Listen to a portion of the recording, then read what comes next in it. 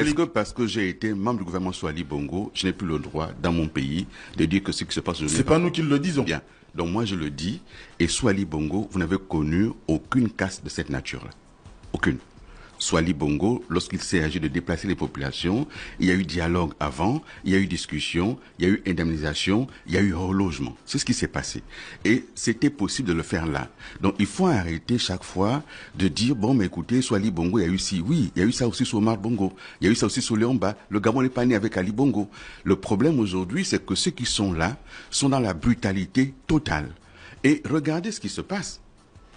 Qui aujourd'hui assume la responsabilité? Le ministre des Travaux publics a disparu. On tente de mettre en pâture le ministre de l'Habitat. Qu'est-ce qu'il a à voir avec ça?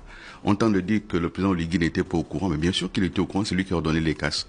Donc il faut arrêter, il faut que l'État assume ce qu'il fait, que l'État assume ses choix. Ça a été mal fait, on corrige le tir. Il faut arrêter. Ce sont des Gabonaises et des Gabonais. Moi j'entends les commentaires des gens qui disent non qu'aller au village.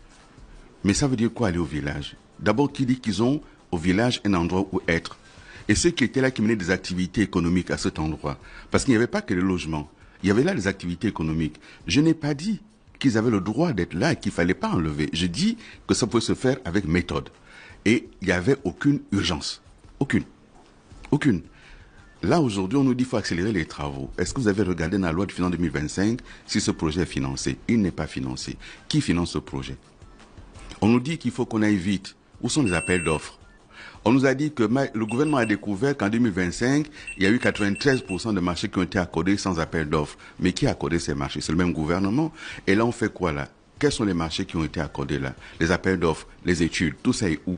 Le financement est où? Ce sont des questions simples qu'on doit pouvoir se poser. Mais pourquoi on ne se pose pas ces questions-là? Peut-être parce qu'on se rend bien compte qu'aujourd'hui, les gens sont dans l'action. Les gens veulent de l'action, les gens veulent du changement. Ce qui n'a pas été le fort quand même dans les années antérieures. Donc, on veut de l'action sans la réflexion. Mais il y a la réflexion. Je vous demande où est le financement.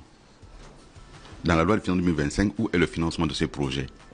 Est-ce qu'on peut faire une rénovation urbaine en faisant en sorte qu'on construise des immeubles de bureaux en même temps que des habitations pour les populations qui sont là? Vous savez, ceux qui vivaient là à Plein-Oriti, dont les enfants apprenaient à Martine ou Labou, d'autres enfants à Bessieux, d'autres enfants peut-être au lycée Mba.